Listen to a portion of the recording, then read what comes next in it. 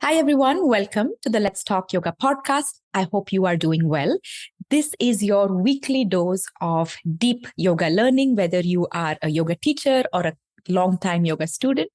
I am very excited to bring you this week's episode. One of my favorite guests is back on the show, Indu Arora. Now, if you have been a long-time listener of the Let's Talk Yoga podcast, you know that Indu has been on the show many times before. And each time she is here, it is a masterclass and beyond in whatever we are talking about. So this time we're diving into the subject of mudras, especially mudras in the yoga context. And I couldn't think of a better person to have this conversation with. I know some of you have been requesting for this topic. So I'm very happy to finally put this out there for you. Now, a couple of call outs before you get to today's conversation. There is a video version of all the podcasts. So Indu does walk us through a couple of hand gestures in this episode. So if you are curious to see them, she describes them, but if you're curious to see them, then just go to Aham Yoga channel on YouTube and look at the Let's Talk Yoga podcast playlist. You'll find all our videos in there. So you can actually see Indu and me having this conversation in real time. So that's one. Now, secondly, Indu also has a book and some courses about the mudras that she talks about at the end of today's episode. But there is just so much in this episode. It is a very rich episode. I highly, highly recommend that you make notes. You hit pause, you go back and learn, because it is two yoga nerds getting together to have this conversation. As always, please remember that this is a free resource that we put out for you every week, okay? Just so we can learn yoga more authentically. So you can show your support by subscribing to the podcast, leaving a review that makes such a difference for us, leaving ratings, and most importantly, sharing it. Sharing it on social platforms, sharing it directly with a yoga friend. And the more we can put this type of content into the hands of other yoga students, the more we can all learn and grow together. There are so many highlights in this episode. I don't know where to start, to be very honest. We get into a deep conversation about Namaste as a mudra. We get into conversations about mudras that go beyond the hands. Indu breaks down what are the mudras, the history of the mudras, applying them in practice. She even gives you 3 different types of mudras that you can take away from the end of today's episode and practice. So there's just so much. It is one of those special episodes that I'm certain you will enjoy. So without further ado, here's Indu Arora talking about the mudras. Hi, Indu. Welcome back to the Let's Talk Yoga podcast. It is a pleasure to converse with you. Thank you. You know, I have told you this just a moment ago.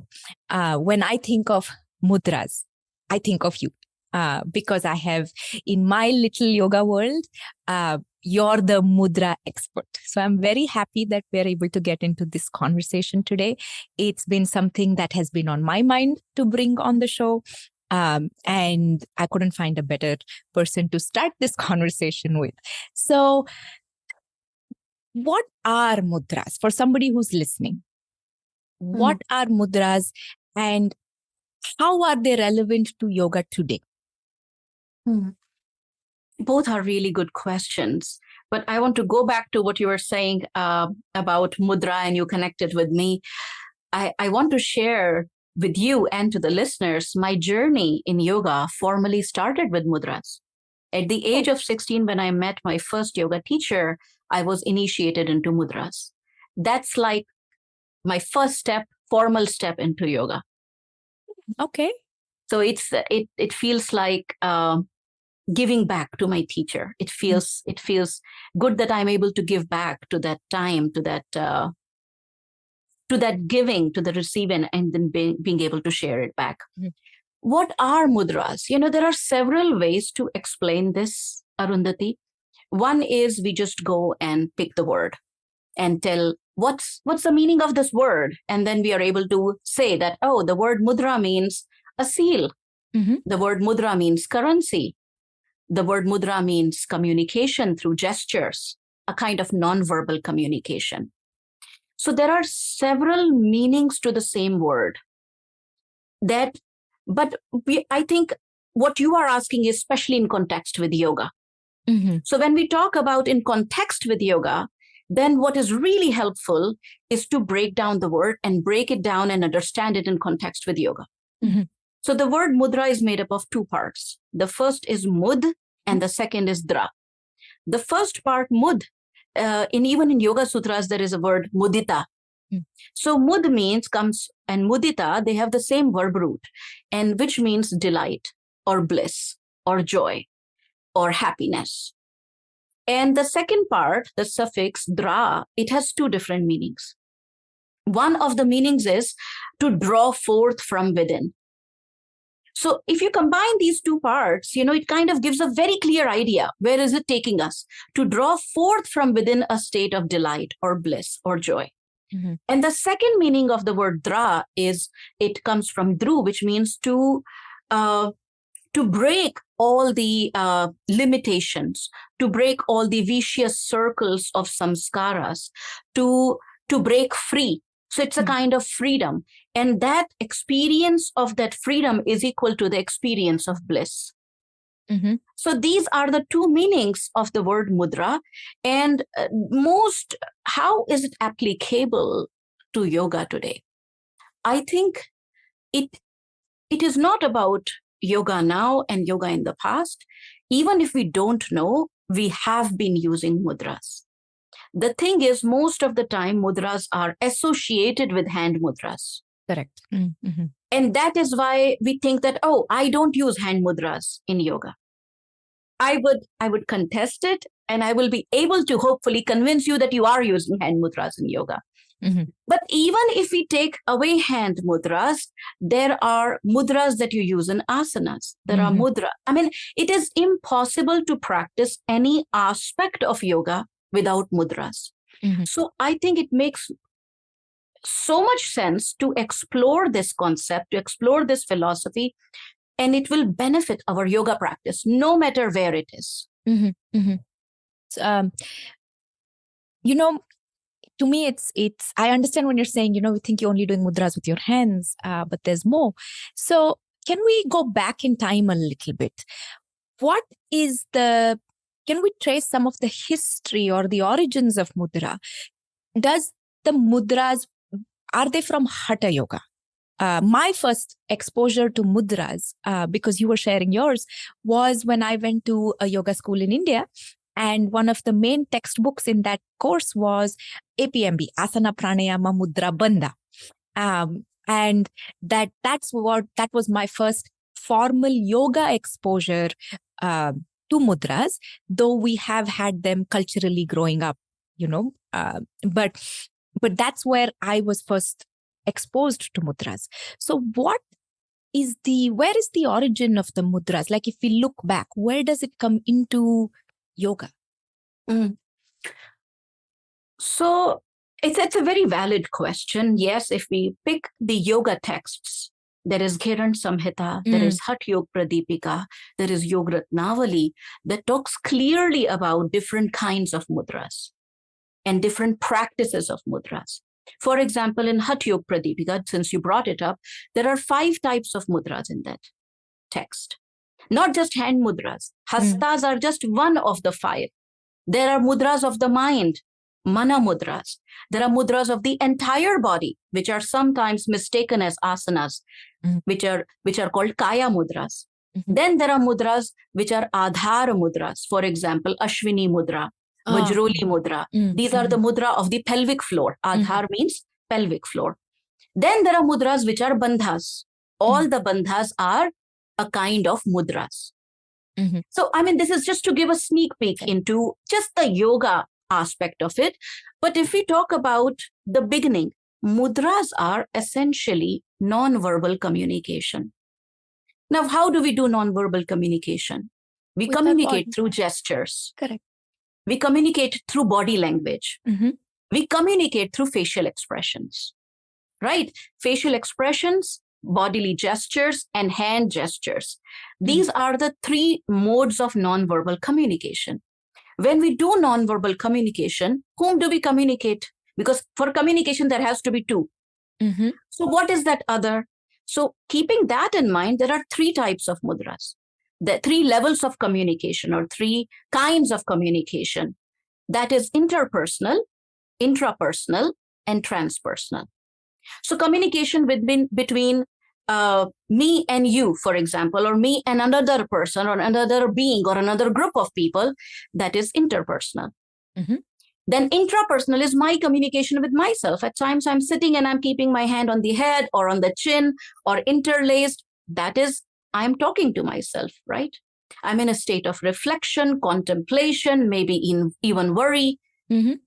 And then there is transpersonal, when we are communicating with the divine, whether that divinity is outside or within. You can call it spiritual mudras. So this non-verbal mode of communication is as old as human beings. We have been constantly trying to communicate. Before sound, there were gestures. Before gestures, there has always been an effort to communicate. But when we talk about texts in the Veda Shastras, in the Vedic texts, the group of texts can be divided into Upasana Shastra, which means a text dedicated to worship. For example, the Tantric text on Shri Chakra Puja. There are 10 hand mudras that are a part of the ritual of worship of the goddess. Then there is in the Veda Shastra where it talks about Gayatri Mantra. Mm-hmm. There is 32 mudras that goes with the syllables, 24 syllables of Gayatri Mantra. Every syllable has a mudra. So think about it, what mantra is to sound, that it is the essence of the sound. Mm-hmm. Mudra is to silence. Mudra is the essence of silence. How do you communicate a very condensed message without saying a word? Mm-hmm. So every letter of Gayatri Mantra, there is a mudra. So letter is the sonic form, mm-hmm. and mudra is the visual form. Mm-hmm. So when these two things combined, the tapestry of meditation is complete. So there is Upasana Shastra, books of worship. There is Mantra Shastra, the books on mantra. Mm-hmm. There is Nritya Shastra, the texts that talk about classical dances. Mm-hmm. There is Abhinaya Darpan, which talks about how to express emotions through just facial expressions. So the history, the roots of mudras are very deep mm-hmm. and vast and rich. And when we understand that, I think we can understand ourselves better, we can understand the practice better, and we can get the most out of it. Mm-hmm. Mm-hmm. So I was smiling because we've just started the podcast and it's already like a deep masterclass in mudras. And that's why I enjoy these conversations with you. So I have a couple of sub questions from that.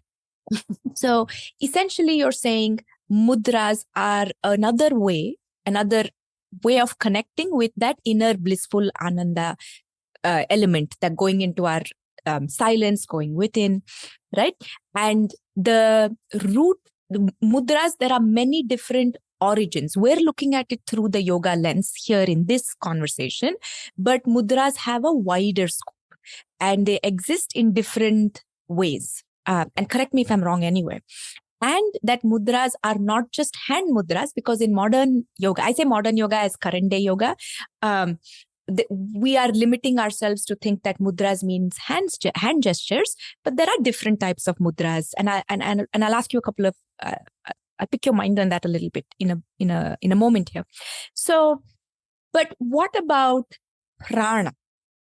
Okay, because I've heard that, we have prana flowing out of our hands, and mudras are a way of containing your prana. So when your prana is more within you and not flowing outward, you are able to go deeper in your inner spiritual exploration, right? So is there any relationship with mudras and the sukshma sharira, the subtle body, and prana in general? Great question. Oh, okay. It's a very interesting question, really good question. So remember, in the beginning of our conversation, I was telling you there are different synonyms for the word mudra. Mm-hmm. Like mudra means a seal, mudra means a gesture, mudra means currency. Mudra also means a loop or a circuit. And it doesn't matter in yoga, when you practice mudra through your hands, or when you practice mudra through your eyes, or when you practice mudra through your lips, or when you practice mudra through your body, it is essentially creating a loop or a circuit. Okay, now coming to your second question, is there a connection between mudra and prana? Absolutely. There are three kinds of mudras. When we talk about how the mudras are practiced, A, or what is the focal point of the mudra, B. So keeping that in mind, there are three kinds of mudras. Sthula mudras means physical or corporeal. The mudras that are practiced through the body. So in this case, hand mudras, eye mudras, lip mudras, mouth mudras, neck mudras, hand mudras, feet mudras, they are all physical mudras. Second comes sukshma mudras. Sukshma means subtle. These are mudras pertaining to and connected with and of subtle body. Now, what is subtle body? I know we have a complete podcast episode dedicated to that. What is subtle body? But subtle body in context with yoga is the body of prana, is the body of mind, is the body of chakras and nadis and marma. So Sukshma Sharir mudras are all the mudras that are bandhas. Now, there is so much emphasis on the practice of bandhas as physical contraction. Yes. What we miss is the physical contraction is just for the mind to be able to focus out of all the places in the body. My dear mind, focus on the belly. So in order to bring the mind to the abdomen, you pull the abdomen in case of Uddiyana Bandha. Or you pull the pelvic floor inwards in case of Mula Bandha. So that is just like, initially how when we study something, how we highlight something with a marker or underline something. That is what we are doing with the physical contraction.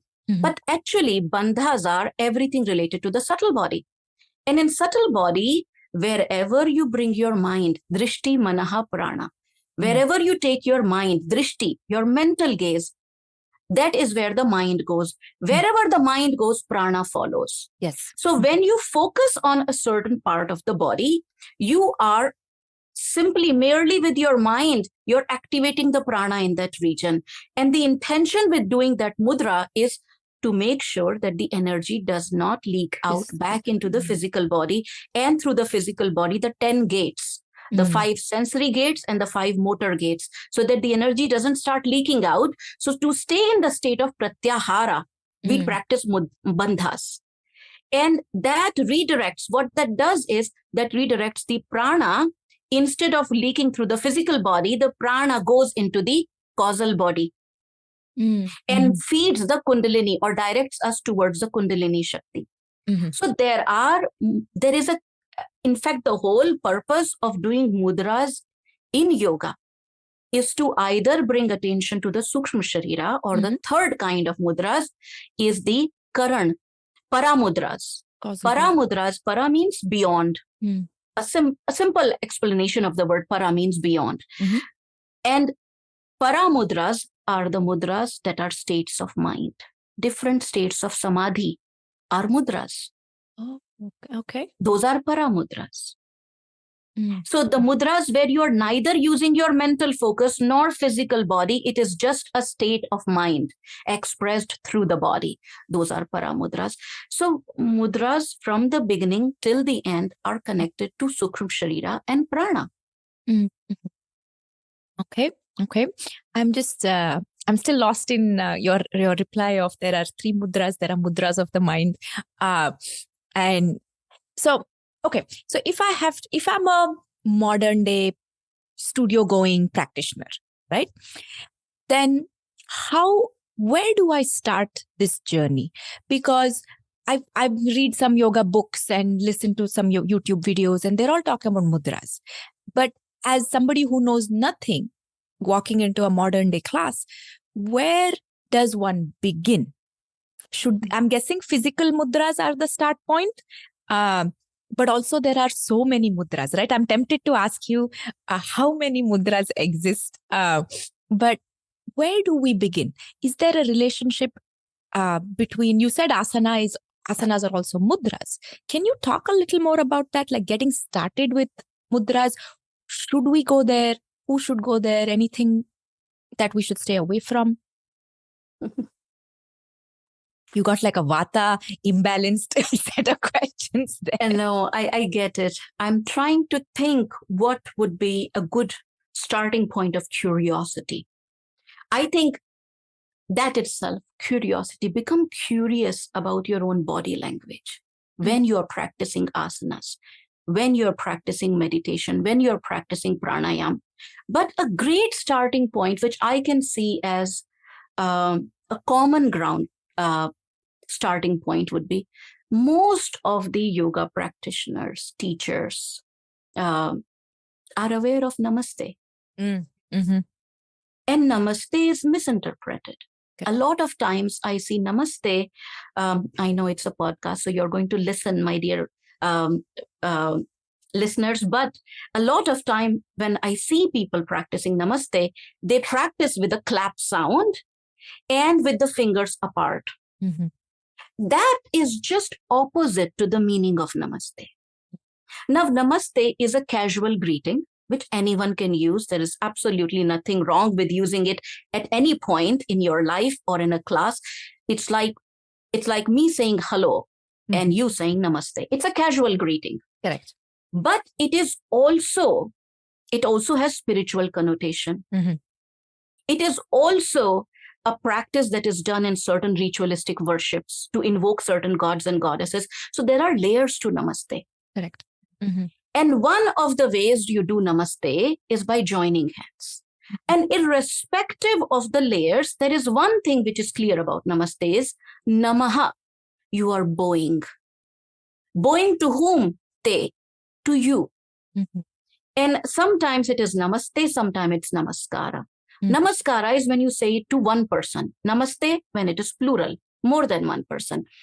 But the bottom line is, it is a gesture of gratitude. It's a gesture of humbleness. It's a gesture of recognition of the similarity of the presence of the same soul. Mm-hmm. That I bow to you, I bow to that consciousness, I bow to the divinity that is in you. Mm-hmm. Now, if I'm bowing, then it is not a gesture of attitude creating sound. It's a gesture of gratitude. Mm-hmm. Whenever we show gratitude, we soften, we become humble. Mm-hmm. We are not creating sound and drawing attention.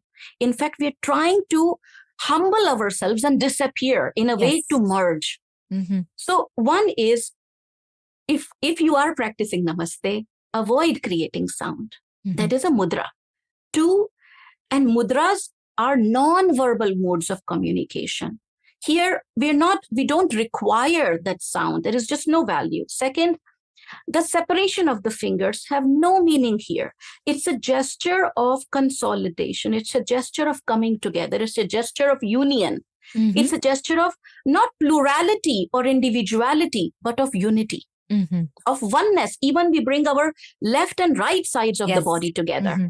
So it's a gesture of union. Mm-hmm. So start from there, become curious that, how do I understand namaste since I use it? How do I understand the depth of this mudra? Mm-hmm. Because if I do namaste, keeping the hand close to my heart, that is a greeting to you. Mm-hmm. If I practice this namaste close to my nasal floor, that is a namaste to my own prana. Mm-hmm. So one is interpersonal, one is intrapersonal. Mm-hmm. And if I bring this hand to my forehead, it becomes transpersonal. It is bowing to my gurus, bowing to the elders, bowing to the divinity. Or if I lift my arm all the way up, like in Surya Namaskar, in Namaste, then that is bowing to the natural forces. So Namaste itself has so many layers that we can dedicate this episode just to Namaste. The other place where I would, which is, I think I'm trying to begin from what we may already be practicing. Very nice. Second is Gyan Mudra, the wisdom seal. I see a lot of practitioners practice it, or at least pose in it, combine it with different asanas, whether it is Paschimuttanasana, forward seated, forward fold. Sometimes I see it combined with Natarajasana. That is not the place of this mudra. These hand mudras is not the place when you're practicing asana. Since you talked about asana, sometimes I see combination of hand mudras with certain asanas, movement-based asanas. No, that's not the place for it. In physical practice of asanas, we are allowing the prana to flow, or for it to balance the doshas, or for it to clear the channels, whether it's the physical prana channels, whether it to the clear the tissue channels or the channels of the mind. We are letting go, or we are building up Agni. There are so many reasons why we do asana. But these hand mudras are a loop circuit. What it does is, whatever prana we have been able to unleash or unveil through our practice, how to hold it in, how to contain it, how to become a container of that prana. So the hand mudras, the best time to practice them is during meditation. Not during physical asana practice, until and unless it is a meditative asana. Understood. And this mudra, so therefore this mudra is not to be practiced when you're practicing Natarajasana or Paschimottanasana or many other asanas that I see. That is good for posing, but not good for the pose. Yes. I don't know if it's even good for posing. I'm just saying it. I mean, just riding the wave of thought. But this mudra is so beautiful, Arundhati, because this mudra is the essence of yoga. This mudra is the visual representation of the state of yoga. It is a visual representation of the philosophy of yoga, that is Samkhya. Yoga, the Patanjali Yoga Sutra, the yoga that Yoga Sutras talk about is rooted in Sankhya Darshan. And this is a visual representation of Sankhya Darshan, where the index finger represents the Prakriti and the thumb represents the Purusha. Or index finger represents Buddhi and the thumb represents Mahad, the individuated mind, the collective mind. The energy in motion, that is Prakriti, and the energy at rest, the witness, that is Purusha. And this union, this coming, the movement of the Prakriti towards Purusha is yoga. Versus the movement of Prakriti. And for those who are listening, I'm moving the index finger away from the Purusha, from the thumb. The movement of the index finger away to the rest of the fingers is bhoga. Yes. Enjoyment. So this is yoga, joining the index finger with the thumb. This is bhoga. In this state of yoga where the index finger is next to the thumb, one is beyond the three. Beyond the three state of doshas of the body, vata, pitta, kapha. Beyond the three states of the mind, rajas, tamas, sattva. Beyond the three bodies, physical, subtle, causal. Beyond the three divisions of time, past, present, future. Beyond the three states of consciousness, of the mind, conscious, subconscious, unconscious. I mean, I can keep going on. Beyond the three kinds of sufferings. In this state of yoga, you are beyond the three. But the moment this yoga becomes bhoga, see how this union is not two things becoming one. This two things becoming none. This is two things not becoming one. It is two things becoming none, which is symbolized by the hollow in the loop. The state of void, the state of emptiness, which is the state of fullness. Yes. That is yoga.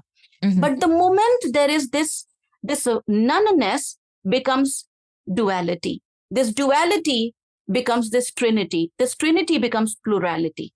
In this state of plurality, everything becomes five. 5 prana, 5 apana, 5 koshas, 5 sensory organs, 5 motor organs, 5 elements. Everything becomes a state of V-yoga. So whenever we do this practice of holding this mudra in meditation, we are giving a symbolic guidance to the mind, to the state of yoga. We are saying to ourselves or affirming to ourselves that irrespective of the fact that I'm experiencing some suffering at some level, there is a part of me that is untouched by either of these sufferings. And that is the state I aspire. So I think become curious about what you're practicing already. That is one way to begin. That identify, where am I practicing mudras, hand mudras, the ones that I already know, become curious about them. And how do we incorporate it in asana is a separate question altogether. There's so much there. I myself will like pause and rewind and listen to just that one response because there's so much depth in there. I want to pick on a few things you said there for more clarity. I'm glad you brought Namaste up because I added it like at the start of our conversation when you said body mudras. I went and added it here on my notes to bring it up. So I'm glad you went there.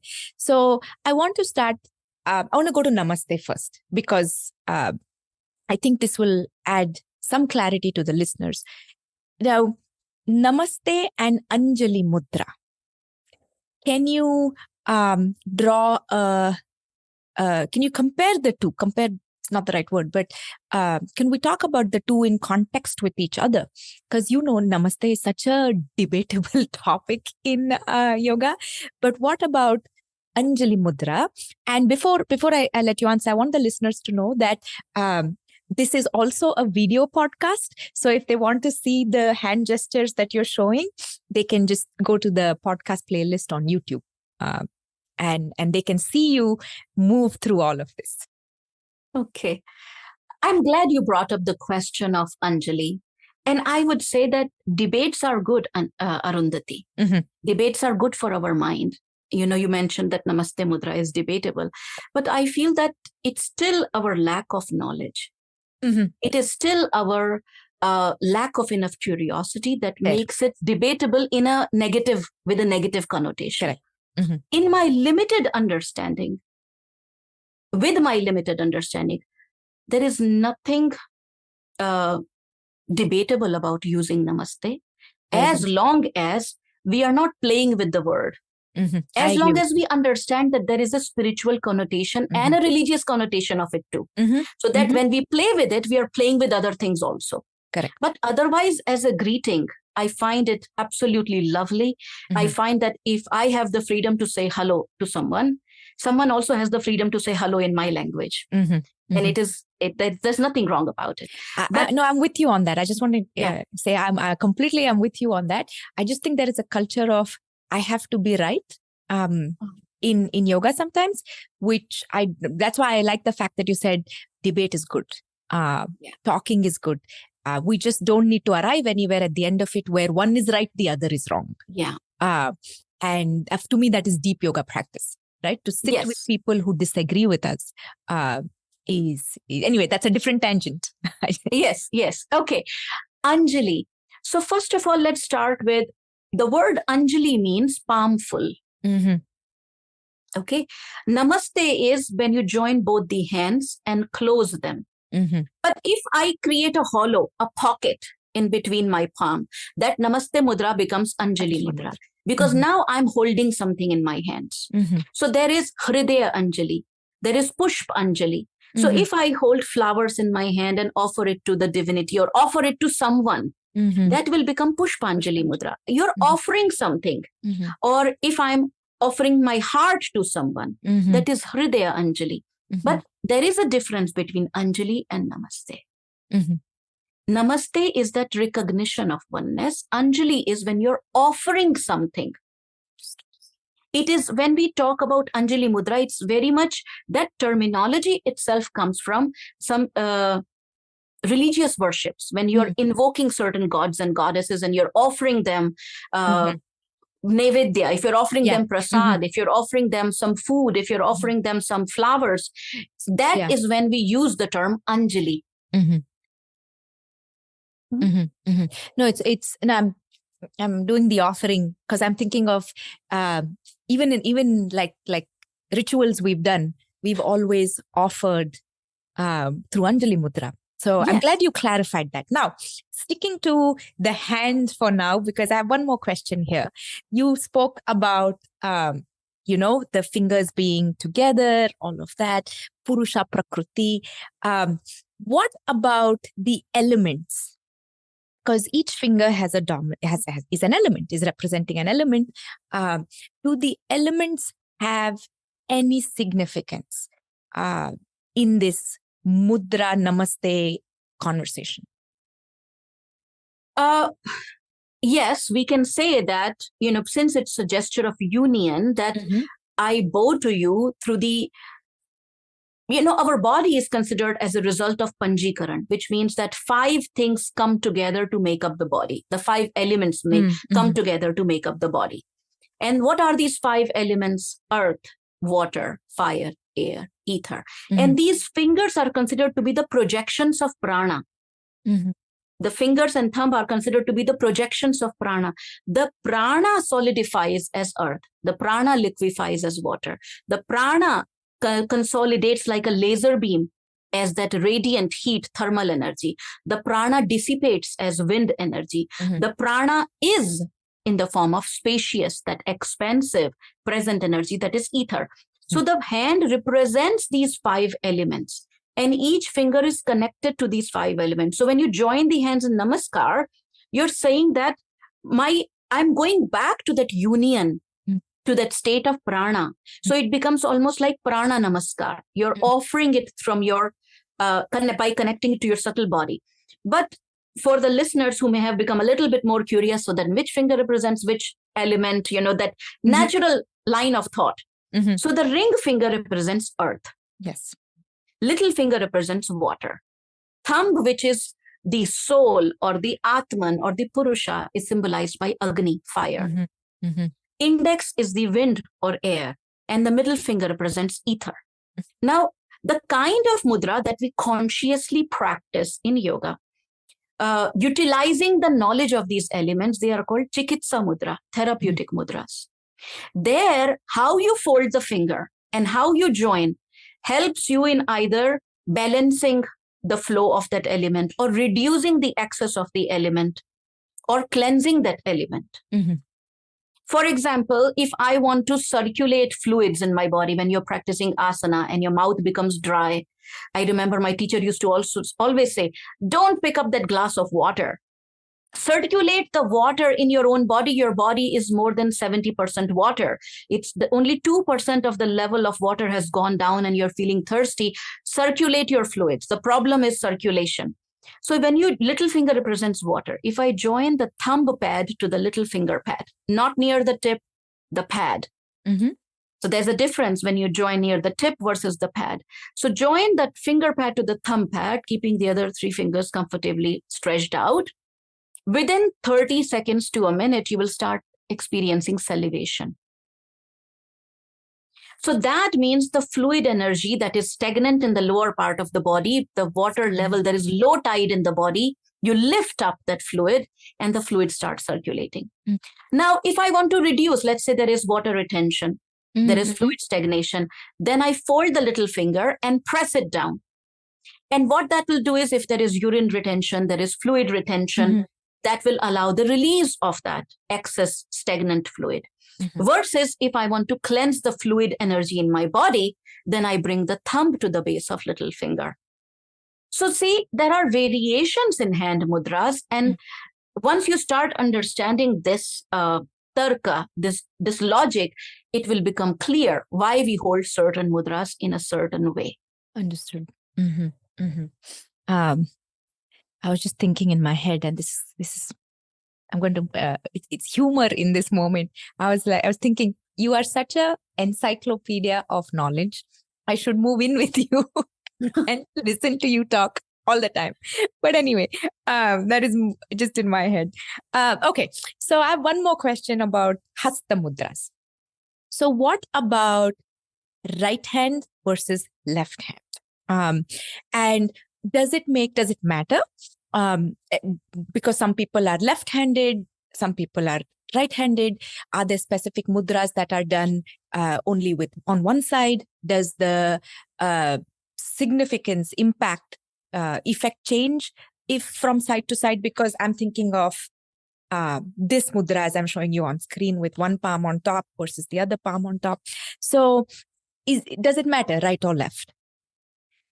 First of all, every question is a valid question. In my limited exploration of yoga, everything has a reason. The distances, I have not explored that yet. Okay. It's not that it is illogical how it is written in text, how to practice certain things in a certain way.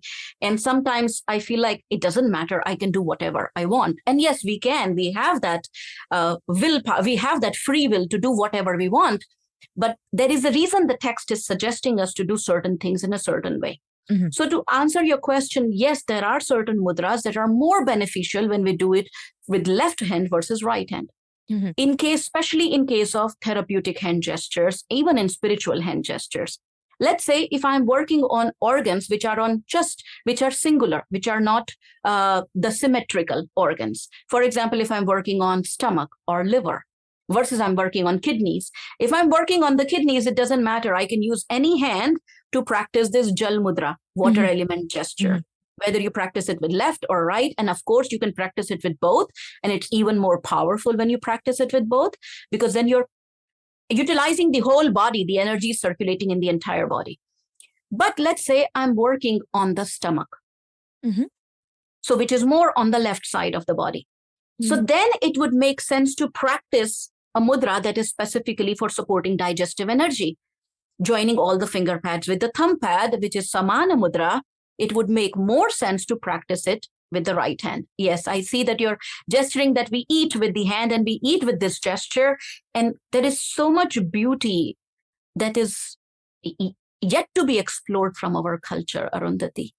There is so much richness, there is so much depth that it blows my mind. Anyway, so yes, there are certain mudras which are to be done with one hand and there is more benefit to it. Or the one that you were talking about, which is a spiritual mudra, where you cup the hands, one hand goes over the other, fingers extend towards the wrist, and the thumbs are generally joined at the thumb pad. This is called Bhairav or Bhairavi Mudra. And this mudra is connecting to the Purusha or to the Prakriti. Depending upon if I want to connect to the realm of doshas, if I want to connect to the realm of the tissues, connect to the body, versus I want to connect to the consciousness. What direction I want to give the mind, outward or inward, movement or stillness, and both are great depending upon my goal.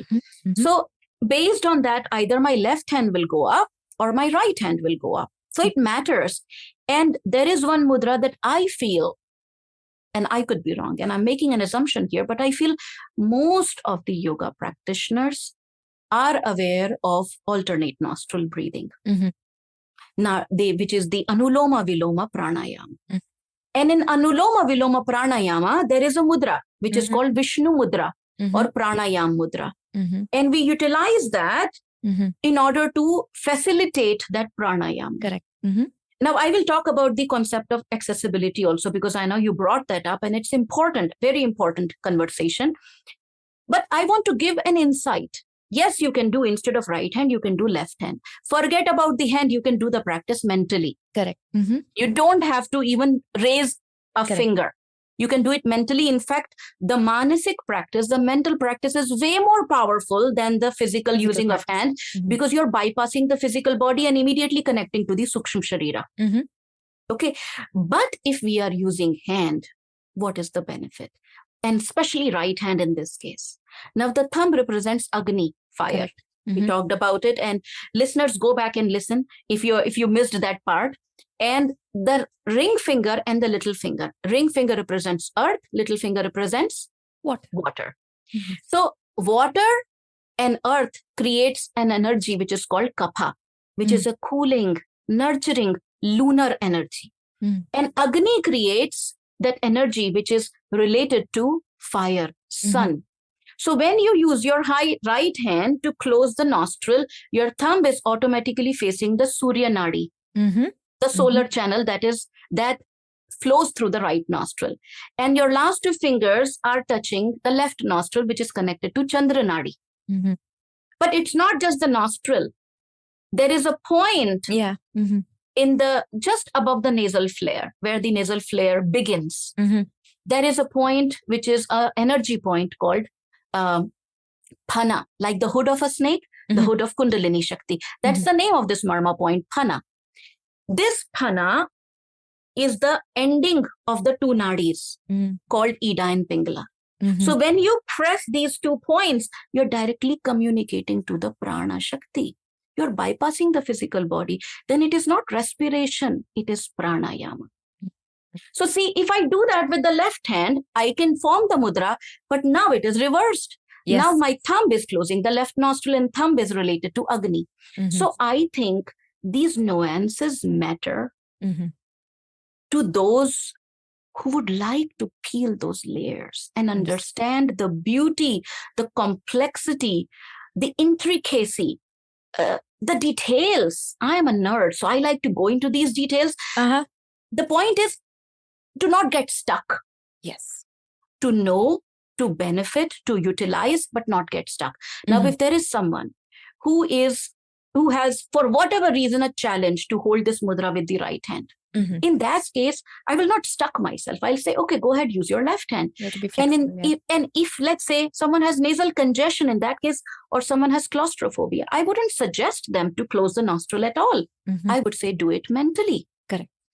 Do it merely with your concentration. So I think this openness of mind is important as a practitioner, but with a solid foundation, not just because. The foundation has to be there. I mean, I could not agree with you more about don't do it for the sake of doing it. It's not another checklist item. Be curious and be deeply curious, and see where that curiosity takes you.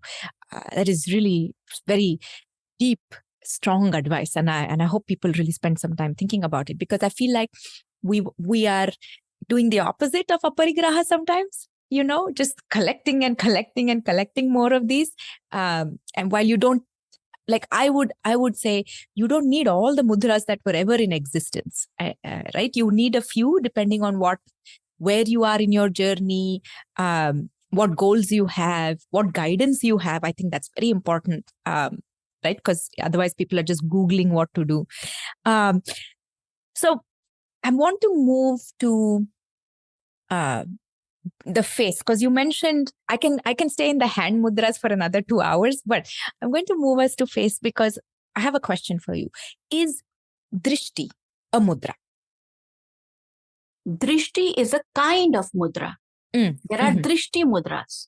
Yes. For example, when you bring your drishti to the center of the eyebrows, that is bhru drishti. Correct. That mudra is automatically involved in which practice? Shambhavi. Correct. And you practice that is itself called Shambhavi Mudra. A sub-practice of Shambhavi Mudra is to move the mental gaze between the center of eyebrows. So that becomes Bhru Madhya Drishti. Correct. Then there is Nasagra Drishti. Correct. Where nose tip or this area. This is more secret, related to the marma points. This is the point of Sushumna Nadi. Now, if we mirror translate it, absolutely, tip of the nose is correct translation of Nasa Agra. But this is also Nasa Agra. This is also in front of the nostril. And this is a point directly connected to the Sushumna Nadi. Correct. So and then there is the Angushta Drishti, when you fix your gaze on the thumb, when you do it in Trikonasana, triangle pose, or you look at your big toe in Paschimottanasana. So Drishti is a kind of mudra, or you do it in meditation, Anahat Drishti, looking at your heart, when you're gazing into your heart chakra. So there is, Drishtis are kind of face mudras. Understood. So can you talk a little more about the mind mudras? Because are we referring to, say, I'm feeling very sattvic, and I'm saying it very generally, very simplified. So I'm feeling all my good qualities. Is that a type of mudra? Because then it's a state of being, isn't it? Yes, there are some times when we naturally feel pleasant. We can call it sumana, pleasant state of mind. But that pleasantness also becomes attachment. Raga dvesha. Isn't it? That pleasantness also, I'm feeling good, so I want more of that. Yes. So that becomes attachment. So how that foundation is great. We have to recognize that when from the gunas, we moved from tamas to sattva. Now we have to move from tamas, rajas, sattva to tam, raj, sat. What does that mean? Where the gunas are not in the state of disharmony. Like prakriti. The word prakriti is a combination of pra, kra, iti. Yes. Where pra for prakasha, which is sat. Kra for Kriya, which is Raj, and Iti for Sthiti, which is Tam. In the state of Prakriti, the gunas are in complete harmony. So Sat is not Sattva, it is Sat. Tam is not Tamas, it is Tam. Raj is not Rajas, it is Raj. So the state of balance of gunas is the next level. Then there is a state which is called from Saguna to Nirguna. Yes. So that pleasantness of the mind can be a foundation to go into the state from Sumana to Unmani, which is a state that is talked about as a state of consciousness in the progression towards the state of Samadhi. So the Manas Mudra, for example, we were talking about Shambhavi Mudra. It is a Manas Mudra. Or maybe the listeners may be familiar with a Khechari Mudra. Or Bhuchari Mudra, or Unmani Mudra, or Akashi Mudra. These are all Manas Mudras, where these are different states of mind. These different states of mind, there are 7 different states of mind, and I will not go deeper into it, but there are 7 levels of silence after Om. 7 levels of silence. Each level of silence is related to a Manasik Mudra. You know, we understand there is pin drop silence. There is a silence which creates shivers in the spine. Scary silence. There is a silence, isn't it? There is a silence that is right before you're bursting into laughter. There is a silence which is curious. What is about to happen now? There is a silence which is peace of mind. There is a silence which is, you're so angry that you have lost all words to express how angry you are. There is a silence where you are in love and it's impossible to find words to express what that love is. So you see, we are already familiar with different levels of silence. In the same capacity, there are different levels of silence in yoga. And each is a different level of void. So when we are in that sattvic state of mind, aspire for that. Aspire, what else can I let go to come closer to that bliss that yoga promises, that yoga is. That yoga is. I just wrote down, to be empty is to be full. There is, so left up to me, Indu, I would keep you here all day and dig through all that you have, all this knowledge that you have, that I personally enjoy learning so much from you. But just to tie things together, any advice for the listeners? Now, I am sure they're all going to be very curious about the mudras, and they would be, they'll be curious, right? Each one a different degree of curiosity. Any advice for somebody who has not done mudras yet, has not been exposed to it? Should they start? Where should they start? Should they just wait? Anything that you want to tell the listeners? Based on your level of curiosity, I can suggest you a couple of things that are coming to my mind right now. One is that, we talked about 2 mudras, Namaste and Gyan Mudra. Explore them. Explore it in your practice. Just like I shared a general mudra, Namaste Mudra, a spiritual mudra, Gyan Mudra. I'll give you one more mudra that you can explore. It's called Chikitsa Mudra, and it's a mudra that balances all the 3 doshas. And in this mudra, what you do is you fold the index finger at the root of thumb, bring the middle and ring finger pad with the thumb pad, little finger stretched out, in one or both hands, palms facing up. This mudra is called either Apanvayu Mudra or Mahamrityunjaya Mudra, which means the mudra that has the power of shielding prana. And the prana is zapped because of the 3 doshas. So this is a 3 dosha mudra. You can easily combine it with your meditation or do it any time of the day, whether walking or seated or watching television or reading a book, for 2 to 5 minutes based on your capacity. Start from exploring these 3 mudras: general, therapeutic, spiritual. I have given you one in each category. Second, if your curiosity asks you more, there is a book that I have written on mudras called Mudra, the Sacred Secret. It has 32 mudras of Gayatri Mantra. It has more than 100 therapeutic mudras and several spiritual mudras and mudras from various Buddhist, Vajrayan, Mahayan texts in category of general mudras. So it's just dedicated to hand mudras. So maybe explore that. The third, I'm going to suggest there is a opportunity to study mudras that's coming up. I'm leading a course of 3 days. Arundhati, you inspired me. Do short courses, Indu, So there is a 3 instead of 5 days. It's a 3-day course that's coming up. And that's also divided. It's not all together. Mm-hmm. It's like 1 day and then 2 days. And that will be in the month of May. And it will be held live stream. So you can attend while replay if you are not able to attend the live stream. That's coming up in May. You can attend that course. And we'll discuss actually hand mudras, face mudras, eye mudras, body mudras, and their application in pranayama, shatkriya, asana, meditation, all of it. And the last suggestion that I have is when you sit or wherever you are, become curious why your body chooses to take a certain position. I mean, this is not random. It is not random if your head is sulking, if your shoulders are sulking, if your chest is protruded, if your chin is high. Everything has a meaning. There is an internal communication going on. That is why in yoga we maintain natural curvatures. So that, because the spine is like a stirrer in the sea of emotions, that is the body. The moment the spine loses the natural curvature, some emotion is invoked.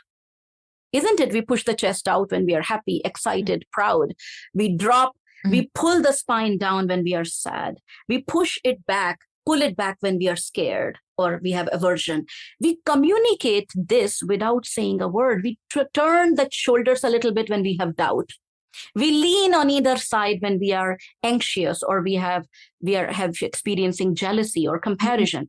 There is a communication going on inside you. There is a reason your fingers are kept a certain way. There is a reason why your toes are curled. There is a reason why your head is leaning on one side. Become curious about your own body. Learn about your own mind.